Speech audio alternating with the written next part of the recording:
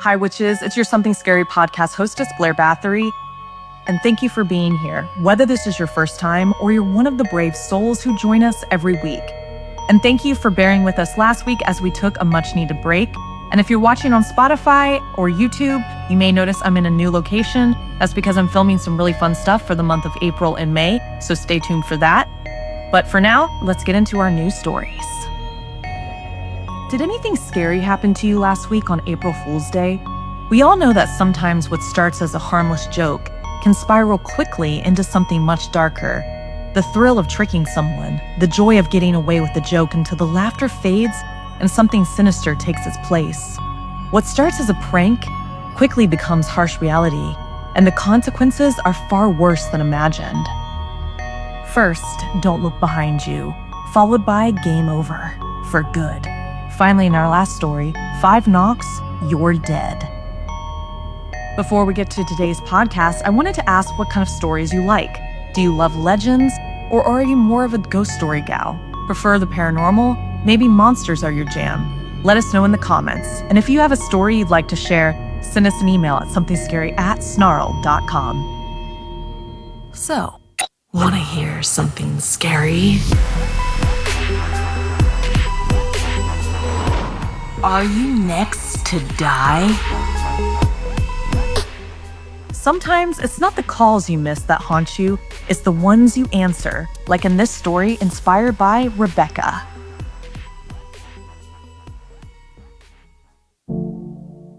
Maya missed the last bus, just great. It wasn't supposed to be an ordinary day, except for the prank war her little brothers had started that morning. Fake spiders in her shoes, toothpaste in her Oreos. April Fool's Day always brought out the worst in them. Now, as she walked home, the sky had faded to bruise purple, and the air had a cold, damp bite. Her phone said 7:13 p.m., but it felt much later than that. The neighborhood was too quiet. No cars, no people, just the scuff of her sneakers on the sidewalk and the dull thud of her backpack against her back. Maya hugged her arms around herself, picking up her pace. Then her phone rang, like a shriek breaking the silence. Red roses, Sang a high-pitched, childlike voice. They sounded about 7 years old, but something about it was weird, too flat, too mechanical, like a toy running low on batteries. Maya frowned. And that wasn't her ringtone. Probably her brothers, she thought. They must have changed it to mess with her again. It was their favorite thing, April Fool's pranks. She rolled her eyes and picked up. Hello? The same little girl voice, whispered through the speaker, sweet as syrup. I'm in your continent. Maya blinked. Okay, who is this? No answer. The line went dead. She stood there for a second, frowning at the screen. No number, just unknown caller. Shaking her head, she stuffed the phone back in her pocket and kept walking. 10 minutes later, it rang again. Red roses, chirped the voice. She sighed, already annoyed, and answered. What now? I'm in your country, the voice said. Her stomach tensed. This time it wasn't funny. Stop calling me, she snapped, and hung up. Her hand shook just a little as she shoved the phone away. The streetlights overhead buzzed faintly. One flickered. She walked faster. Her house was still 15 minutes away. After another 10 minutes, the ringtone blared again. Red roses. She nearly dropped the phone and she answered. Hello? I'm in your city, came the reply. The little voice was steady, too steady. No prank could make her feel this cold. She glanced around. The street was deserted. Every window was dark. No headlights to see, no footsteps to hear. She crossed to the other side of the street without thinking. Her breathing came faster now. This wasn't a joke. She broke into a jog. By the time her house came into view, she was running. Her keys were already in her hand as she sprinted up the driveway. Her fingers fumbled at the lock once, twice, before she managed to shove the key home. She burst through the door, slammed it shut, and rammed the deadbolt across. For good measure, she clicked the chain lock in place. Then she stood there for a moment, heart pounding in her ears. She wasn't done. She rushed through the house, locking the back door, checking every window latch, yanking them to make sure they were shut tight. In the living room, the curtains stirred, just a faint ripple as if something had moved them. But all the windows were locked. Her throat went dry. She didn't stop moving. By the time she got back to the front of the house, her hands were shaking. She sank into the chair at the dining table, gasping for breath. Home. Safe. Then her phone rang again. She flinched, then picked it up, forcing steel into her voice. "This isn't funny," she snapped. "I'm calling the cops." The line was quiet for too long. Then the voice returned, low and close. "I'm in your house." Maya froze. No, it wasn't from the phone, but from right behind her. A breath brushed against her ear, warm and wet. She screamed and whipped around. Nothing. Whatever this haunting monster was, it moved quickly. She shot out of the chair, sprinting for the stairs. 2 at a time, she climbed, heart in her throat. She reached her room, slammed the door shut, locked it, and shoved her desk against it. She pressed her back to the wall, breathing in ragged gasps. Her phone buzzed again. "Red roses, red roses." She threw the phone against the room. It hit the carpet with a dull thud and kept ringing, again and again. Then it stopped. The silence was worse. She held her breath, and then she heard it. Not from the phone, from under the bed. A slow, wet breath, shallow, measured. Then the voice whispered, "Closer now." "I'm under your bed." Her limbs locked up. She couldn't move. She couldn't think. Something scraped softly against the floorboards. She didn't dare look, but her body betrayed her. Her head turned and her eyes dragged to the shadowed gap between her bed. Fingers emerged first, tiny and pale. The nails were dark and cracked, bending the wrong way as they chewed at the floor. Then the hand. Small but wrong. Veins wriggled under translucent skin like worms. Another hand. Then it started to pull itself out. Maya pushed herself further against the wall, legs trembling. The thing rose up, its head tilted at an unnatural angle. Where its mouth should have been was a seam, twitching, smiling. It had no eyes, just 2 hollows in its face that somehow looked at her. It crept closer on jerking limbs. Her phone buzzed again. She flinched, but her gaze never left the thing crawling toward her. The screen glowed. One new message. "You joined the game. Another message. Your turn." The thing's mouth seemed open, slowly, and it whispered, "April Fools." What would you do if a prank stopped being funny and turned terrifying? Have your friends ever played a prank on you that's suddenly gone wrong? Tell us about it by sending us an email at SomethingScary@snarled.com.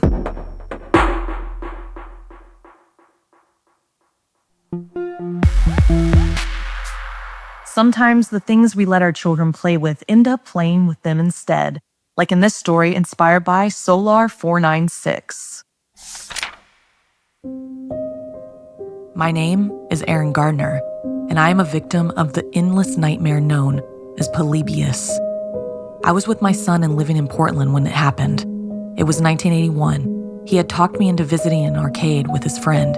I was never a huge fan of arcades, but my son was, and that was all they wanted to do. Arcades were the rage that year. Everyone was scrambling to get through the doors.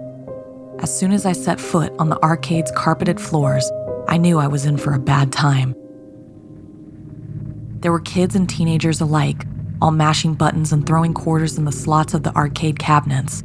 My son's friend was determined to get to the top and dig Doug.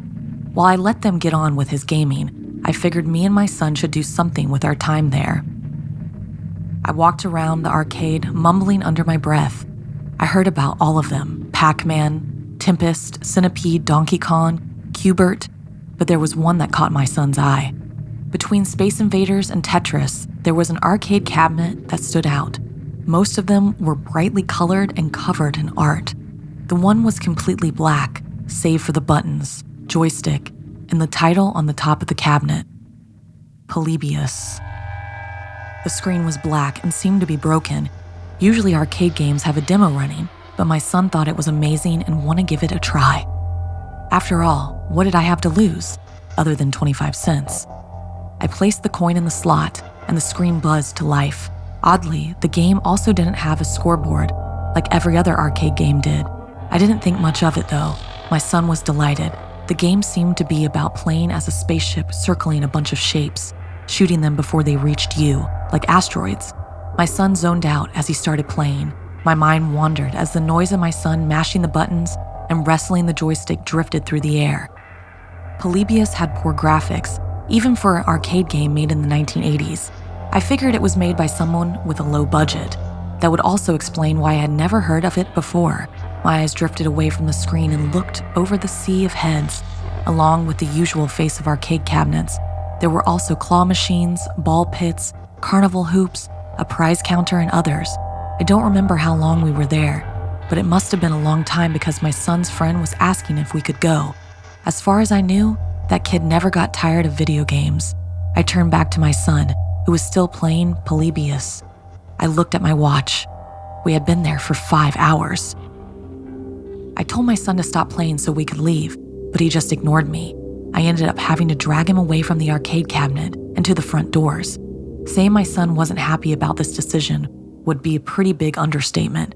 We got into my car, and my son yelled and kicked the whole way home. We drove my son's friend back to his house, and my son was surprisingly silent the rest of the way back. I looked at him in the rear view a few times, and his expression remained blank and emotionless. I assumed his silence was an act of resentment. The next day, I was in the middle of work when I got a phone call. It was from the school my son went to. Apparently, he had been talking about wanting to die. He had never mentioned stuff like that before, so I was taken aback. Maybe he was just having morbid thoughts. I tried to get back to work, but I kept getting sidetracked. His silence, his blank expression, his negativity. What could have triggered this odd behavior? When I went to pick him up from school, I passed the arcade. One of the things I noticed was a large black van in the parking lot. It looked very out of place among the other smaller cars that were painted blue, red, silver, or white. When I picked up my son and passed by our way home, I saw 3 men standing by the van, dressed in black suits and sunglasses. One of them was cradling a small metal box in his hands. Quick look through the glass doors of the arcade showed another man shutting the Polybius machine in a large wooden crate. One of the men lowered his sunglasses and cast a covert glance at my son in the back seat, who was gripping the car seat so tightly I thought he might rupture it. My son didn't say a word on the trip home, and when we got there, he shambled up to his room, his eyes vacant and glassy. After a few hours passed, I wondered why there wasn't any noise from my son. I walked up the stairs and knocked on his door, asking if he was okay. There was no response. I knocked again, louder, nothing. I tried the door. It was open. His room was dark. I found him standing in the middle of the room, eyes glassy, whispering numbers and strange words I didn't recognize, over and over.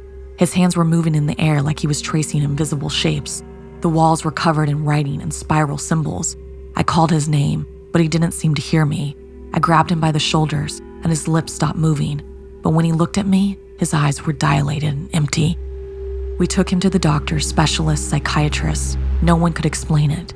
He only moved when he was drawing those same symbols, whispering those same numbers. He would sometimes write out one word and brought it all to a conclusion. Polybius.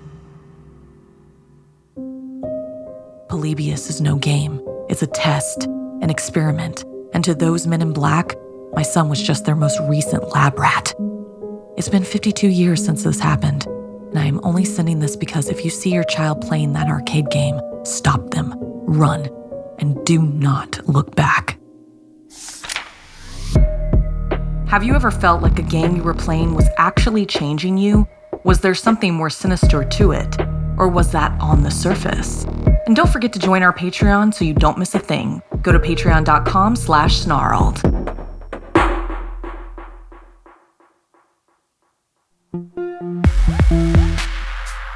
Some messages you can never unsend, like in this story written by Sarah.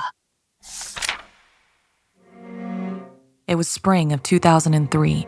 Emma Jensen was burning a new mix CD when the chain letter arrived. The email popped up in her Yahoo inbox, forwarded from her friend Danielle. The subject line read, "Forward this or die." She almost laughed. Chain letters were ancient, something from elementary school, crumpled paper passed around lunch tables, threatening curses if you didn't share them with 10 people. But something about this made her pause. It was stark. No cheap graphics or spooky fonts, just plain black text against white. This message is a test. Send it to 5 people in the next 5 minutes. If you don't, you'll hear the knock. Once for warning, twice for terror, 3 times for death. At the bottom, there was a timestamp, March 31st, 2003, 11:45 p.m. Emma stared at it for a moment longer than she meant to, then rolling her eyes right before April Fool's Day, how original. She deleted it. She wasn't a kid anymore. She knew better. She forgot about it until bedtime, until the knock came. One knock, soft, careful, at her bedroom window. She froze in place, her breath caught in her throat. Her bedroom was on the 2nd floor. There was nothing outside but air, still. She pulled back the curtain. Nothing was there, just the dark. Her heartbeat thudded in her ears as she climbed back into bed, telling herself it was the wind, but she didn't sleep. The next morning, April 1st, Emma dragged herself through the school halls, exhausted. She found Danielle by her locker. "You got the email," Danielle said, as if she already knew. Emma nodded. "And you deleted it?" Danielle asked. Another nod. Danielle's lips pressed into a thin line. When seriously she told her she wasn't supposed to do that, Emma brushed it off. They were just stories, right? But Danielle's next words made her stomach flip. Hannah got the same email last week. She didn't forward it either. Emma remembered Hannah, quiet, bookish, always carrying 3 pens. She was in the hospital now. She fell down the stairs. She said she heard the knocking before it happened. That night, Emma sat at her desk, AOL Instant Messenger glowing faintly on the monitor. She hovered her mouse over Danielle's name, considering. But when she opened her inbox to forward the message, it was gone. Not in her inbox, not in trash. It had vanished. Her clock glowed, 11:45 p.m. And then she heard it. Knock, knock. 2 knocks this time, but not at the window. They came from inside the wall behind her closet, slow and heavy. The knuckles dragging along the plaster. Scrape, knock. Her chest tightened. She couldn't move, could barely breathe. Then she ran, straight down the hall, into her mother's room. Her mom searched the closet. Nothing. It was probably the wind, she told her, but Emma had heard it. She felt it. Something had been inside the wall. It was April 2nd. At school, Emma was pale and jittery. Heather found her in the cafeteria, sitting alone. "What's wrong with you?" Heather asked, half teasing, half concerned. Emma told her, not everything, just enough to make Heather's voice twist into an uneasy frown. Later that night, Emma stayed over at Heather's house. They watched DVDs and ate popcorn until the clock crept toward 11:45. Emma's body was wound tight, heart hammering as they lay in the dark basement. Heather was already asleep. Then it came. Knock, knock, knock. 3 times. Not at the window, not at the closet, but from everywhere. From inside the walls, dragging knuckles scraping as they moved, slow and steady, like someone searching for the right spot. Emma squeezed her eyes shut, praying it would stop, but it didn't. The scraping sound slithered behind her ears, and then Heather's breathing changed. A sharp gasp, a wet choking noise. Emma turned. Heather's eyes were wide open, staring straight ahead. Her mouth opened in a silent scream, and then she stopped breathing.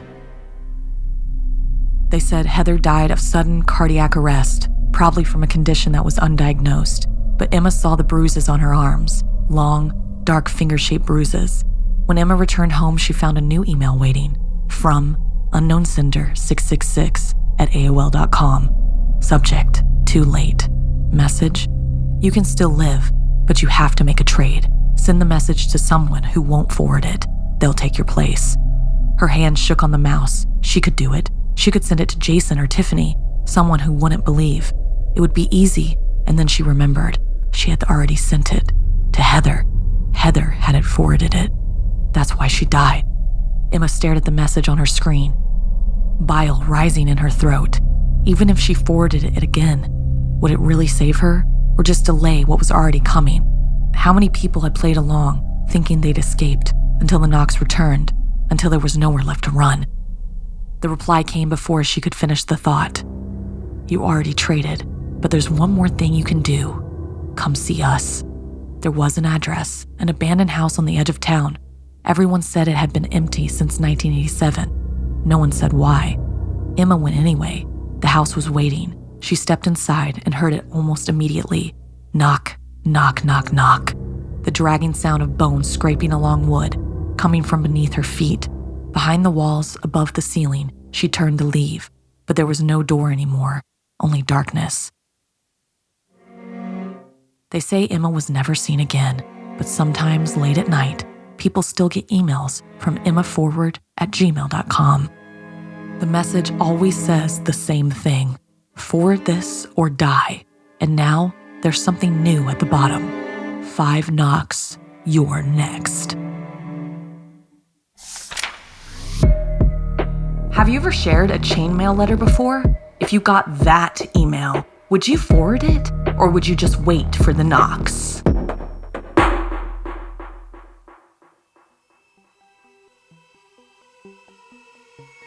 This week's podcast stories were edited by Sarah Lukasiewicz, narration by Blair Bathory, audio edited and mixed by Fitz Harris, additional audio editing by Calvin Linderman, produced by Anna Villalobos, executive produced by Gail Gilman, music by Sapphire Sindalo and Calvin Linderman.